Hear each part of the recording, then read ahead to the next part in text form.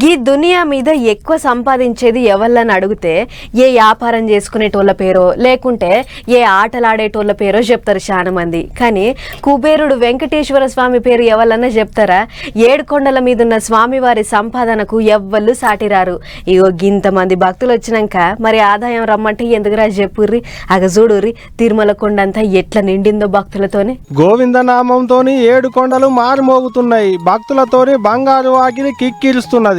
ఆగా చూస్తున్నారా సాములోని దర్శన భాగ్యం కొరకు ఎట్ట లైన్లు కట్టిలో భక్తులు నెత్తులకు రుమాలు కట్టుకొని ఎర్రటెండను కూడా లెక్క చేయకుండా నిలబడ్డారు. తిరుమలలో శ్రీవారి సర్వదర్శనం కొరకు కాలు పెట్ట సందు లేకుండా వచ్చిరు భక్తులు. వైకుంఠ క్యూ లైన్ కాంప్లెక్స్లు నారాయణగిరి షెడ్లు అన్ని దుక్కుల ఇసుక పోస్తే రాలకుండా లైన్లలో నిలబడ్డారు సాములోని భక్తులు. ఏం తక్కువ 3 కిలోమీటర్ల దానుకున్నదట ఈ క్యూ లైన్. టికెట్లు లేకున్నా ఎంకన్నా దర్శన భాగ్యం అవుతుందని చెప్పుడుతోని ఒక్కపాలే భక్తుల రద్దీ పెరిగింది. ఇట్ట 20 కేంచి 24 గంటల దానక పడుతుందట దర్శనానికి.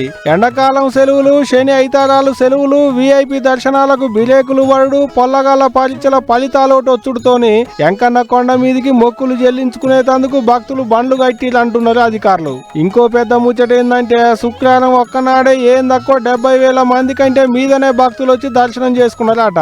అందాజగా ఓ 3.5 కోట్ల దానక సాములోని ఉండిలా కట్నాలు కూడా పడ్డాయట. ఇగిట ఎండాకాలం సెలవులు ఒడిచిపోయేడు దానక ఇట్టనే ఉంటదట భక్తుల రద్దీ. ఇక గంతగానం మంది వస్తున్నారంటే ఎంకన్న గల్ల పెట్టే నిండుగుండ లెక్కనే ఉండి కాసుల పెట్టే గల్లు గల్లు అంటది కావచ్చు. ఇక